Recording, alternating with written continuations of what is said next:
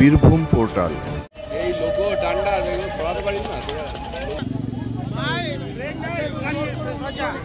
দক্ষিণবঙ্গ রাষ্ট্রীয় পরিবহন সংস্থার উদ্যোগে বোলপুর থেকে বর্ধমান পর্যন্ত একটি নতুন সরকারি বাস পরিষেবার আনুষ্ঠানিক উদ্বোধন হলো সোমবার সন্ধ্যায়।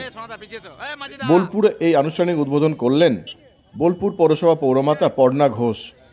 অনুষ্ঠানে উপস্থিত ছিলেন উপপৌরপতি অমর শেখ সহ ওয়ার্ডের সমস্ত কাউন্সিলর এবং স্থানীয় বাসিন্দারা। এই বাস পরিষেবা আগামী দিনে অনেকটাই সুরাহা করবে যাতায়াতের ক্ষেত্রে বোলপুর থেকে বর্ধমান যাওয়ার। তাই অনেকে খুশি এই বাস পরিষেবা চালু হওয়ায়। খুবই আনন্দের খবর।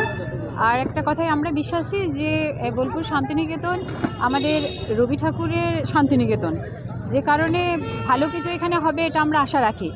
এর আগের বছরও আমরা এমনই একটা ভালো উপহার পেয়েছিলাম দক্ষিণবঙ্গ রাষ্ট্রীয় পরিবহন সংস্থা থেকে। দীঘা আর বোলপুর যে বাসটা এখান থেকে উদ্বোধন হয়েছিল সেটা নিয়মিতভাবেই চলাচল করছে, তাতে বোলপুর শান্তিনিকেতন মানুষ বহুভাবে উপকৃত হচ্ছে। ঠিক সেইভাবেই আজকে এখানে চেয়ারম্যানও ছিলেন সুভাষ দা।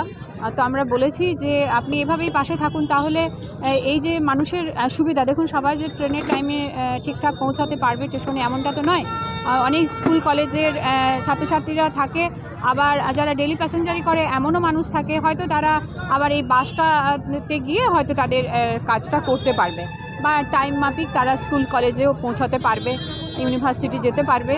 যে কারণে সত্যি আমরা খুব আনন্দিত এবং বোলপুর শান্তিনিকেতন মানুষ খুবই উপকৃত, ভালো লাগছে। আমরা চাইবো যে এ ধরনের ভালো ভালো উপহার আমরা দক্ষিণবঙ্গ রাষ্ট্রীয় পরিবহন সংস্থা থেকে আরও পাবো।